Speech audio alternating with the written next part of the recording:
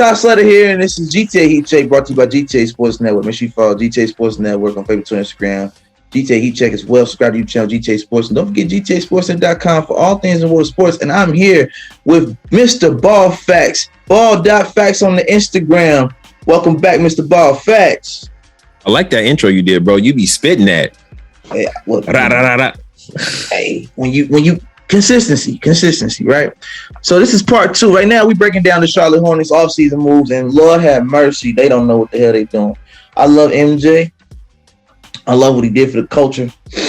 When it comes to the shoes, when it comes to the game, when it comes to just being the icon that he is, NBA top 75 all time. But damn, when it comes to him as a GM, I am flabbergasted. I am baffled. I am confused. I mean, a lot of the fans feel like they want to go forward, and right now they're like feeling they're going backwards. You know, they're rolling backwards, all right. The previous coach, you know, who they let go for obvious reasons. You know, that would be like going to James Borrego next year after getting Steve. You know what I mean? Agreed. I agree. Listen, if you go back to any of the Heat Check podcasts on any of your streaming, podcast sites, man, listen, I was one of the number one advocates to fire James Borrego. Number one. When they missed the play-in, they made the play-in, they lost in the play-in twice. I was like, let me get this straight. We have a 500 coach with a superstar like LaMelo Ball, with Miles Bridges. These two guys alone are animals when it comes to filling it up, when it comes to getting buckets. The impact on the game is undeniable. But then I got to look over to the other players on the starting five, or the ones that should be starting five, but on the bench getting paid $120 million. Gordon Hayward. Scary Terry, where you at? Talk to me. You paid him all this money, and what are we doing? We're losing games by single digits throughout the season that we should win by at least 10. There are games where Melo balls out of control and still giving out double-digit dimes, and you're losing. I'm trying to figure this out. All the while, I'm looking at your five. Who's your five? Mason Plumlee?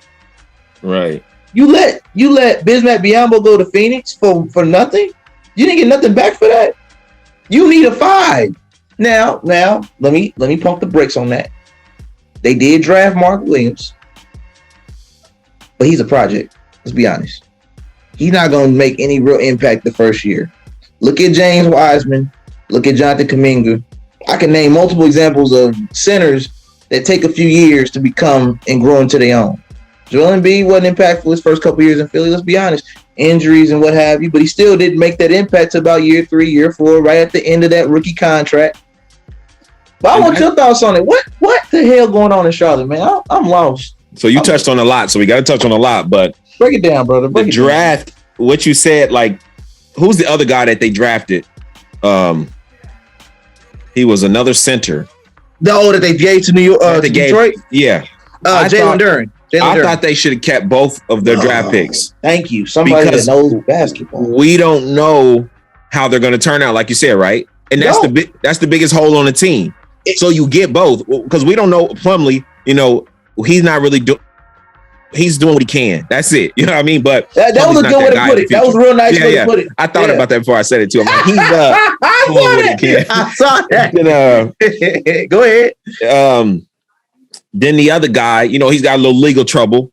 Montrezl Harrell. So to me, it's like I thought they did great in the draft. Because you get out there, you run them both in the summer league. You see who can shoot better, who can run the floor. You know what I mean? And that's what you do. And you might have to offset them during the season because you need them. So when they trade them away, I said, how do y'all know which one is better? You got 2 great picks of what you needed. You should have kept them.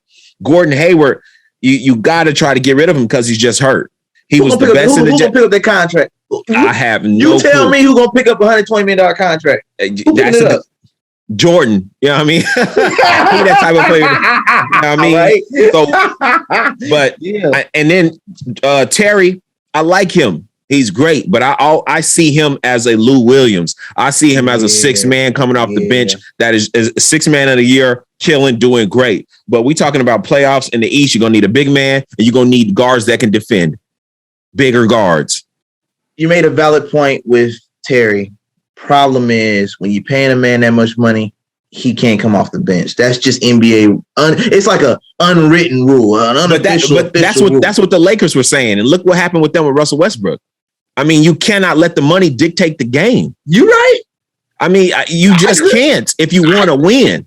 You're right. I would like Terry being a scoring force off the bench. I think it would work, but that's just not how NBA teams are ran. That's why we're here giving them talking about it, yeah, and not on the court, sitting on the bench making the play. Like I would do the same thing. I agree with you. I think you're right, but that's just not how teams are, and that's why the Lakers missed the playoffs. Just off what you just said alone, that's why they missed the playoffs. They used that same logic when LaMelo first got there. Oh, he's just a rookie. We can't bring him in. We got Devontae Graham. He went crazy last year. We would be crazy to bring Devontae Graham off the bench. It took for him to get hurt for the right decision to get made.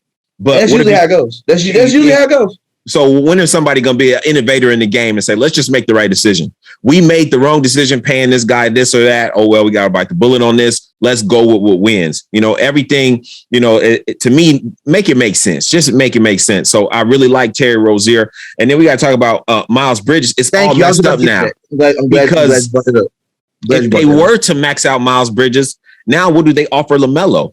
I mean, their money is running out. So it's like now, when he should have been the number 2 person you make sure you keep, now you got him 4th on the list. You got Gordon Hayward, Terry Rozier, and LaMelo Ball above him as people you can keep with money. So what they're going to try to do is call his bluff and go as high as they can, but not high enough when Miles Bridges is feeling himself, and not in a bad way, because he went out there and he did something. So I even understand the Hornets being in a position, if they do give Miles the max, now they're in a flux with LaMelo. So what everybody thinks is that they're choosing between Gordon Hayward and Miles Bridges. That's not what it is. The contracts are bad with Gordon Hayward. Nobody wants to pick that up. So right now they're trying to pick between Miles Bridges and LaMelo and find out how to keep both.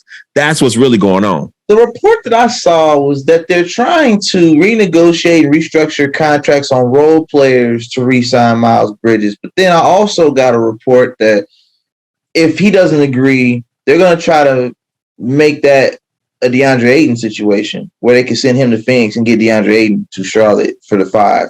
Now, either way, I think they screwed up by overpaying multiple players. We ain't even mentioned Nicholas Batum and how he did that contract before he went to. That's still on the books. Let's not sleep on that now. Still cleaning that up. That's still a mess. We need a 5. A 5 that's like averaging a double-double block machine. That's why Miles Turner is in the conversation with the Pacers. So I saw that.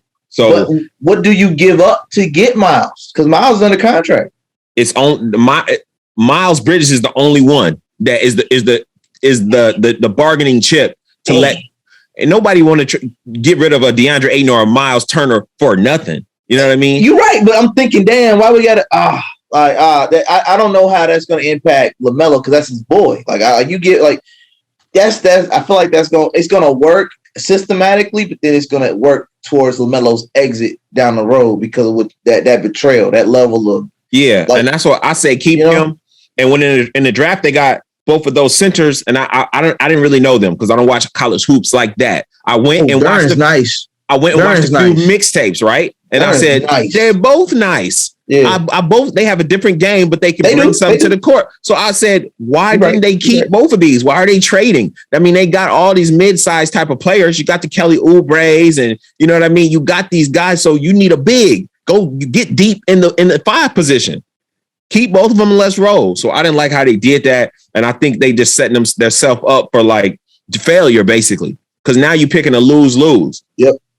Now, it's funny that you brought that up, the Duren trade to the Pistons, because as you know, there was a brief moment in time where people might have forgotten about this, that the Pistons were trying to get Jello Ball. Right? Yeah. I know. It's a sad story. I know